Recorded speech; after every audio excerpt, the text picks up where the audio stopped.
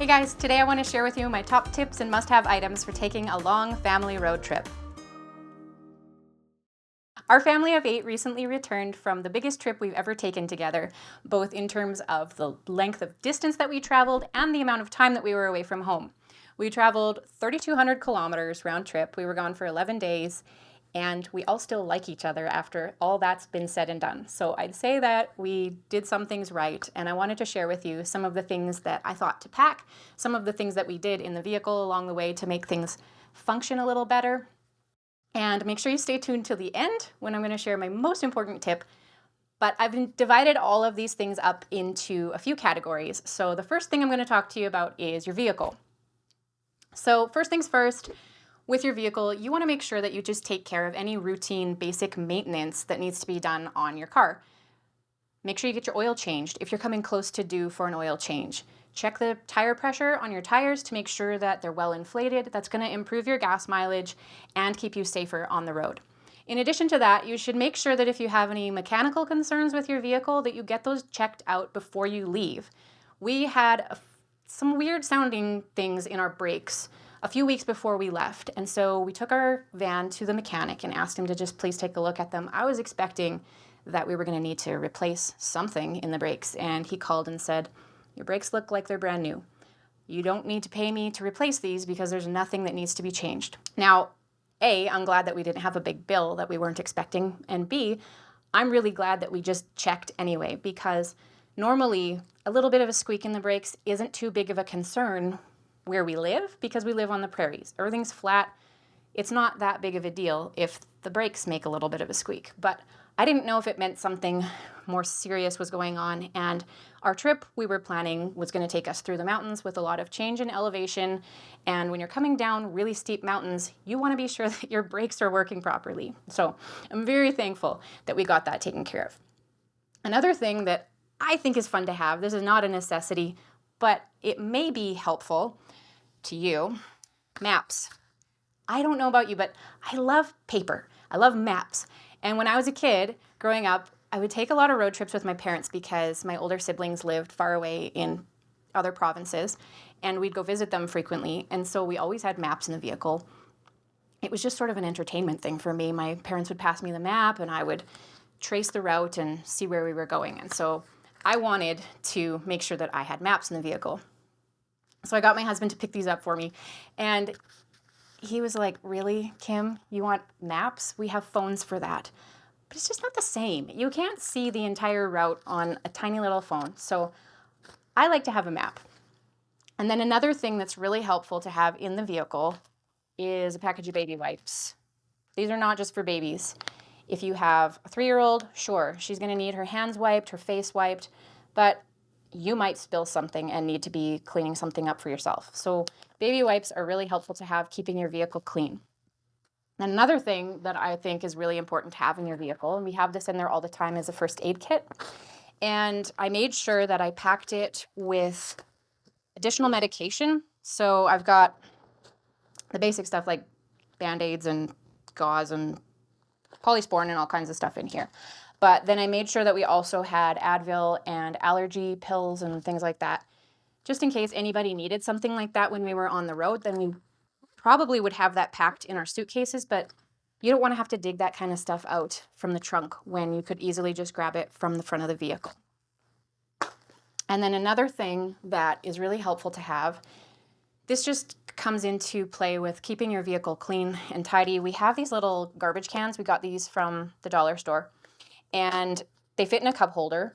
So we have them in the back rows for the kids. And then when they've got trash from their snacks or whatnot, they can stick them in here. And then I kept produce bags in the front of the vehicle. So when we got to our destination for the night, we traveled over 3 days to get where we were going. When we get to the hotel, I would grab a produce bag. Okay, everybody dump your garbage into the bag and just take out anything that shouldn't be here so that when we hit the road the next morning, we started sort of with a clean slate. That's really nice, just to not have trash sitting around. So highly recommend these. They don't take up much space, and they're really, really helpful. So now that your vehicle's ready to go, let's talk about the whole ordeal of packing. We put a maximum limit on our kids. Everyone's allowed maximum 1 suitcase. They each have their own hard shell carry-on size rolling suitcase. So the 4 older kids each had their own suitcase. Felix and Janie, who are 5 and 3, they shared an even smaller carry-on size suitcase.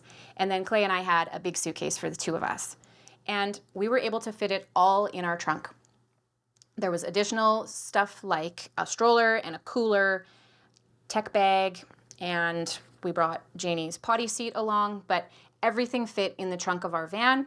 It's just a minivan, it's not a cargo van, but being minimalist definitely shines when you need to travel and you don't have a lot of space to pack for a lot of people. So we got away with all of that stuff, everything we needed for 11 days away without needing a rooftop carrier or any sort of exterior storage on our vehicle. So I would definitely say that's a win. The next thing I want to talk about is food. Now, normally we don't pack a lot of food. We pack a few snacks, and that's about the extent of it. But normally, we take a road trip and it's 1 day of driving, but this time we were going to be traveling for 3 days before we got to our final destination. So because we were going to be traveling a long distance and we weren't sure when we were going to be able to even find restaurants, we decided to pack food. My husband has to eat on a very regimented, regular schedule in order to help his digestive issues. And so we thought it would be best if we packed our own food and just had some predictability with our meals. Not only that, it's one thing to eat out fast food for 1 day, but when you're traveling for multiple days, I know I don't want to eat that much junk food day after day. So my daughter Bailey, she's 14, she helped me make sandwiches the night before we left. So she just filled buns and croissants with meat and cheese. And then on the side, we had a bottle of mustard, a bottle of mayo, and a container of lettuce. So then when we stopped for lunch, everybody could build their own sandwich the way they liked it. It wasn't soggy, it tasted fresh, and it was delicious. And then I had fresh vegetables and fruit washed and ready to go. So lunch was really healthy and really delicious, and everybody's guts were happy as we were driving. So that was really a bonus. Another thing that we packed was our junk food. Occasionally, we'll just let the kids pick something from a convenience store. It's a bit of a treat, right, to go through the convenience store and pick what you want, but it's really expensive. So I loaded up on snacks from our pantry, got a few things from the dollar store, bottles of iced tea, things like that, just for some treats. But by and large, we didn't buy food on the road because we had cheaper and healthier alternatives already packed and ready to go in the vehicle. Then another thing that I packed was disposable cutlery. I didn't have much need for this. I brought forks, knives, and spoons. I didn't know why we might need those things, but you don't want to be caught without it. And we did end up needing one of the knives for a sandwich situation. So that's good to have along. Just keep it in the glove box. And a stash of plastic straws is definitely an asset if you live in Canada and you can't handle the idea of drinking stuff from paper straws. Like when your kids want an ice cap from Tim Hortons, nobody wants to drink that from a paper straw. Another thing that we do is, by and large, we just drink water. At home or away from home, we are a water family. Thankfully, I've taught my kids that water is healthy for you. They don't hate the taste of it, and so that's what we drink. When we left the house and when we'd leave our hotel in the morning, we'd make sure everybody's water bottle was full. But what happens when it's empty? This is such an annoying thing about being out of the house. It's so hard to find places to refill your water bottle. So I bought a case of bottled water from Costco. I kept it in the trunk. Even though we were hitting daytime highs of 30 degrees Celsius, the water stayed cool in the trunk. So if people's water bottle was empty, we just grab one of these and carry on with life. It was definitely a plus, and I would do that again every time we travel. I'm going to make sure that I have bottled water in the trunk. Let's talk about entertainment. What do you do to keep kids busy when you're traveling for 3 days? 17-year-olds, they can take care of themselves. But what about 3-year-olds? Well, I've got some ideas for you. First of all, let's talk about books. I ordered books from our library. Our library system is really good where we live. You can request books from anywhere in the province and they'll ship them in for you. So my kids have really been enjoying Little Critter books lately. So I requested, I think I probably got 8 books of Little Critter that they had never heard before. And I made sure that they didn't see them. They didn't know that we had them, but I packed them in the van. So this kept them very busy. When I say them, I'm not talking about the teenagers. I'm talking about the 3 and the 5-year-old. They enjoy reading these books. And so that was definitely a highlight for them. Another thing that was a big help was this little dry erase board. I picked up 2 of these from the dollar store, one for Janie, that's pink, and Felix had a blue one. It came with one little marker, and I knew that it was going to get lost immediately and then would result in tears, frustration. So, also at the dollar store, they had these little plastic envelopes. So I gorilla taped it onto the back of the dry erase board, and then I filled it up with a pack of colored dry erase markers. I contemplated buying 1 pack of dry erase markers and divvying them up between the 2 of them, but knowing how kids are, I knew that someone would be upset that he got a blue one and I didn't, so where's my blue marker? Save yourself some sanity, spend the extra $3, and buy enough markers for each kid to have their own of every color. You're welcome. But seriously, Janie was so happy with this thing. She probably spent half of the day every day drawing on this thing. So if you have kids that like to draw, I definitely recommend this. I know there are other alternatives out there like boogie boards that are no mess, but the tactile nature of having a marker actually scribble something on a board, I feel like this has more appeal to kids than just a digital product. So that was great. Another thing that keeps kids busy, video games. I am not ashamed to say that we let our kids spend a good chunk of time playing video games. It keeps them happy, they're entertained, so it's really not a big deal. In addition to that, watching TV, we downloaded some episodes of Bluey for Janie to watch, so when she'd get really bored, she can watch a few episodes, and then she's done with it, and she wants to read books and draw on her board again. So it's just a matter of balance, as with life, so with traveling. Another thing, I guess I should talk about my own books. I have big kids now, which allows me to sit in the back of the vehicle while the teenagers drive. So I got a good chunk of reading done, so don't forget to pack some books for yourself. And then, what else did we do? Snacks. Snacks are a good form of entertainment. I don't care if you're 40 or you're 5. Snacks are entertainment. So make sure that you have a good variety of stuff just to kind of help break up the day a little bit. And then the driver gets to choose podcast, audiobook, music.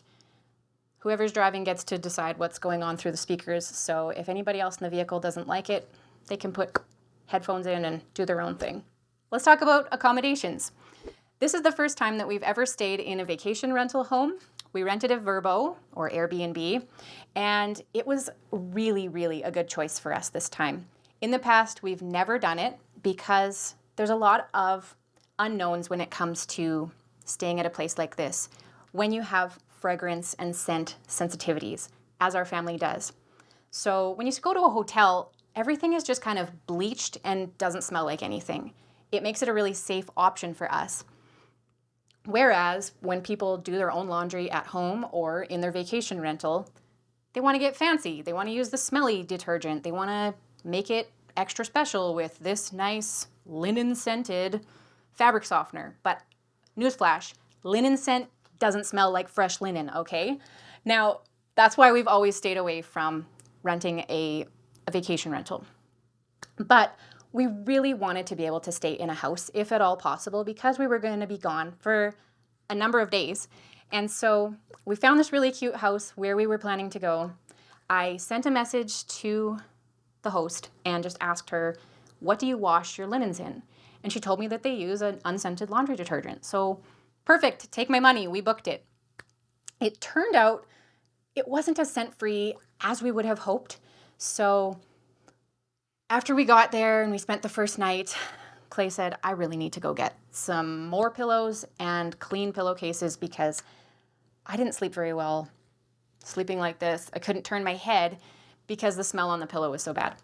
So we did have to deal with a little bit of inconvenience with that. But overall, staying in this house was really good. Once we got there, we opened up the windows, let the fresh air blow through. We got all of the smelly products that were spread throughout the house in the kitchen and in the bathrooms. We got those all shoved off to a corner of the laundry room so that we wouldn't have to be smelling them. And then staying in this house ended up being a really restful, peaceful way to spend our vacation. It had a beautiful backyard, tons of outdoor deck space, huge trees towering over the house. We were able to, like I said, keep the windows open. We just had windows open the entire time we were there. The breeze could blow through. There was a creek trickling through the backyard, so we'd fall asleep to the sound of running water, and it was so, so nice. So if you can stay in a vacation home, I'd highly recommend it. And another perk of staying in this house, like I mentioned before, was that we had access to a washer and dryer. So when you're away from home for that long, we generally do our laundry every 3 to 4 days. So thankfully we could do that without having to leave the house. And if you haven't tried these laundry strips, these were a definite good thing to have along. I didn't actually pack these to start with. I had brought a bottle of our unscented laundry detergent along, and then I didn't bring enough, so I had to go to the store.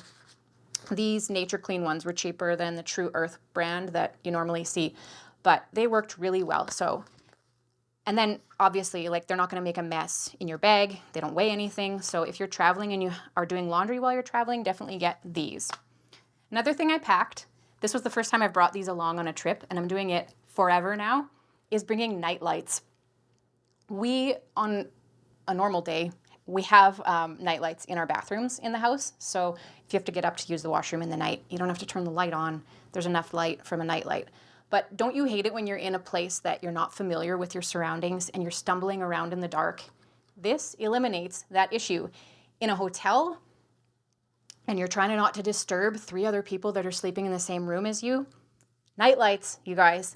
And next time I'm gonna get those puck lights, like the click ones from the dollar store, and I'm bringing those when we stay in hotels, because now the thing normally with hotel bathrooms is the sink is located in the main area of the hotel room, and then the shower and toilet are in another room. So that room typically doesn't have a plug-in that you could put a nightlight in. So I'm bringing push lights as well next time.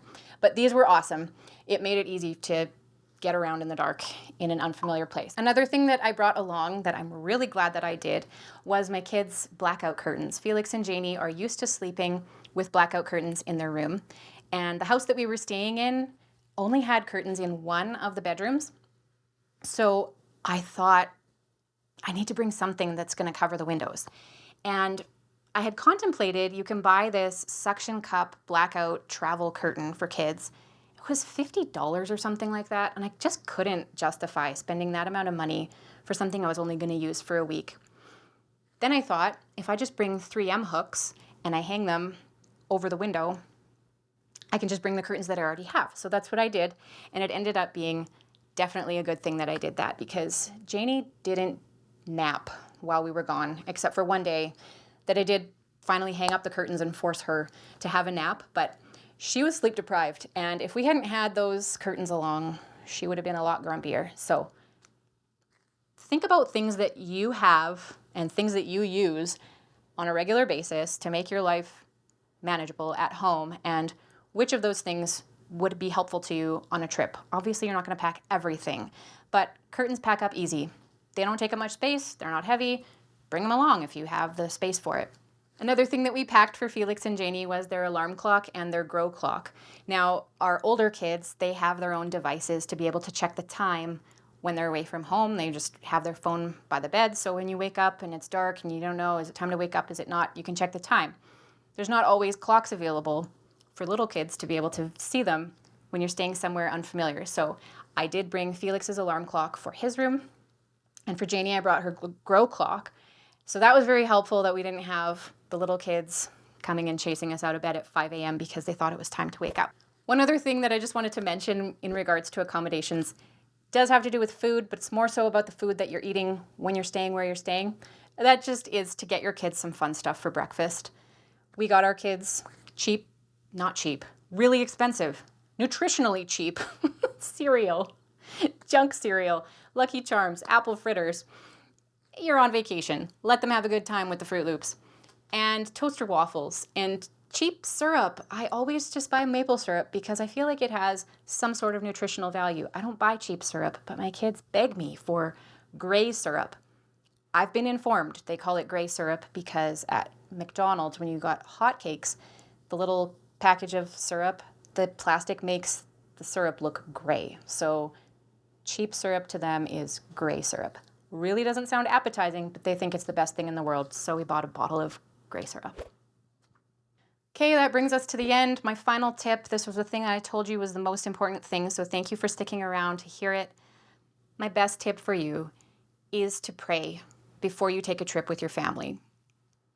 In the past, I have been notorious for putting a damper on the mood of what we're doing, getting frustrated with people for no really good reason other than I have expectations and I want this to be a perfect family time and you're not behaving and you're not doing things the way I wish you would do it.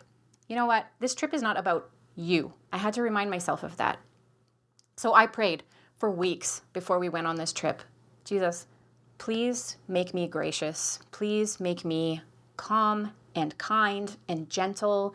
Help me to have fun. Help me to relax.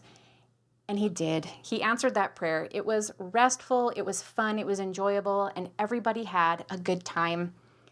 And I don't think there was one instance where I really ruined the day because I was having a mood. So if you find that that is a temptation for you, pray about it. God loves to help you in your need, and we always have need. So pray. Thank you so much for being here. I know I've been gone for a while, but I'm back, and thank you for watching. If you have any tips, helpful things that make traveling with kids easier for you, I'd love to know what those things are, so let me know in the comments, and I will see you again soon. Bye.